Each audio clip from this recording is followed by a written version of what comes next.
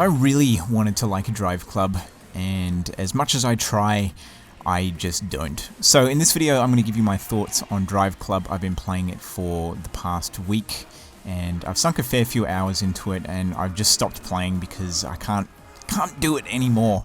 So Driveclub, if you didn't know, came out about 2 weeks ago, and it was originally supposed to be a launch title for the PS4, and it got delayed a whole year, and the reason we were given is to improve the social aspect of it, all the online features, which is kind of ironic considering that the online features, up until the point where I stopped playing, had still not come online.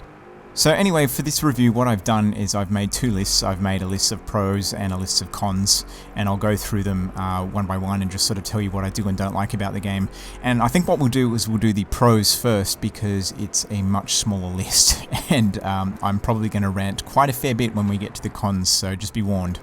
So first up, stuff that I actually do like about this game.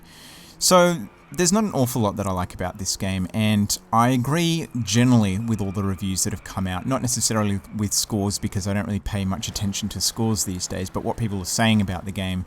One of the things I do like is the corner colouring system, which if you haven't played the game is basically when you come up to a corner you'll see these little coloured flags which are either green, yellow or red, and they indicate the angle of the corner, so red being the most acute and then green being something that you could probably just slightly lift off and still go through quite easily. I think this is a nice little system. It's a lot less in your face and a lot less obvious and sort of distracting than a lot of previous racing games that have big flashing arrows hovering in the air and that sort of thing, so this is definitely something very cool. I like the subtlety of it. The controls also are reasonably good. I say reasonably good because it's neither an arcade game nor is it a sim, so it sits somewhere in the middle, and for the most part it's okay, although I did find with the faster cars that the handling seems to get a little bit more twitchy. Speaking of speed, the sense of speed in the game is pretty good. When you start getting over 100 miles an hour, you really get a great sensation of speed with things zipping by, and the camera gets a little bit shaky, so it's very, very good at giving you that sense of momentum. The car models as well are quite good. They're not amazing, but they're reasonably detailed. It's kind of hard to say because I haven't played any other racing games on the PS4. There's no benchmark. There's nothing else for me to compare it to. So everything runs in 1080p. So it looks sharp and it's quite detailed. The dashes in the car are nice. They all work and everything, which is quite cool. The music is definitely something else that I really like. Obviously this is going to be quite subjective, not everybody likes the same kind of music, but I'm really tired of obnoxious dubstep in racing games. I don't know why developers think that everybody who likes racing games must like ear-crunching dubstep, and there's nothing wrong if you like ear-crunching dubstep. If that's your thing, then cool. It's just not my bag, and it's nice to have a game kind of step away from that mold. Okay, so that was the good stuff, and as you probably heard, there was a few things, which I like about the game, but let's move on to the stuff which I don't like about the game. First of all, and I've already mentioned this, the online features, or lack thereof. Basically this game, like a large component of this game is based on being online and joining a club with other people and then racing and unlocking things and progressing as a club, which at the point of me playing was completely not possible because you couldn't get online. If you see in some of the gameplay, there's a little red note that just keeps coming up on the screen, or an error message that basically says you have been disconnected or it cannot connect to the server. Yeah, I may have been able to connect to the server 1 or 2 times for about 20 seconds, but that's it. So I haven't played online, I've not joined a club or done on any of the club challenges. And sure, there's a main game that you can play by yourself, but there's cars locked behind challenges and stuff that you have to do with your club. So the game is pretty much broken because you can't play online. And to me, that's pretty unforgivable. My other huge gripe with this game is the audio. For me, a car game has to do a couple of things really well, and one of those things has to be the audio, and audio is one of the reasons I stopped playing Gran Turismo, because the audio in that, all the cars sound awful.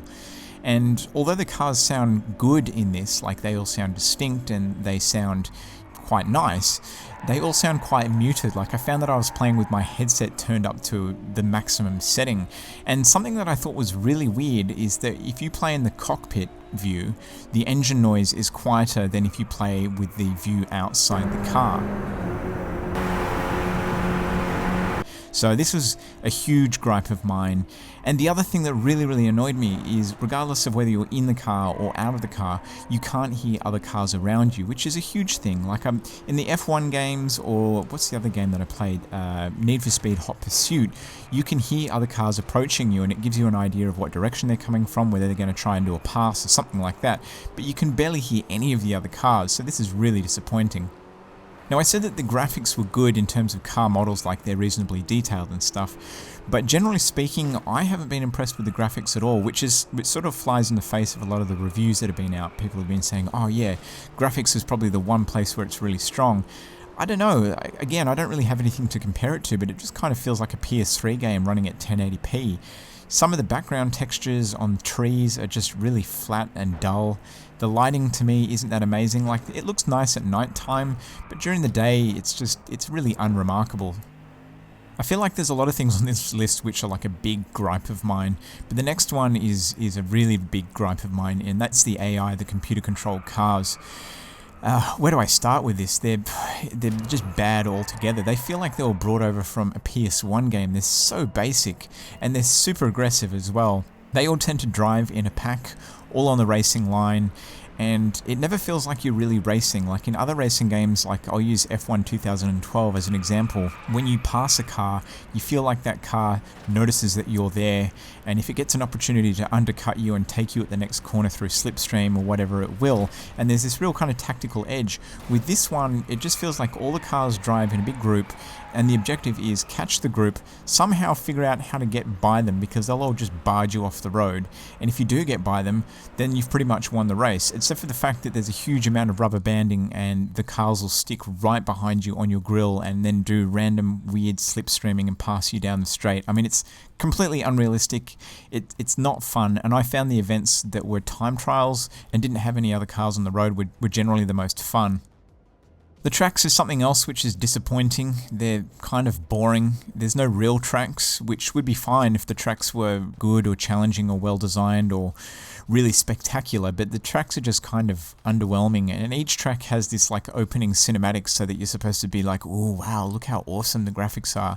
But like I said, the graphics to my eye just aren't that impressive, so you see this like really underwhelming opening cinematic, and then the track itself is kind of as bland as the rest of the game.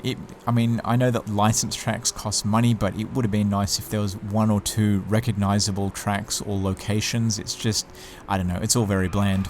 So, in conclusion, should you get this game? Generally speaking, no, you should not. So, end rant. Anyway, that's my thoughts on Driveclub. Let me know if you've been playing the game, or if you have any other thoughts on the game. If you've got any other questions about the game, if you're still thinking about picking it up, you're kind of on the fence and you want me to elaborate on any of my points, just let me know. I'll be happy to rant even more. But yeah, I want to thank you guys for watching. I hope you enjoyed the video, and I'll catch you later.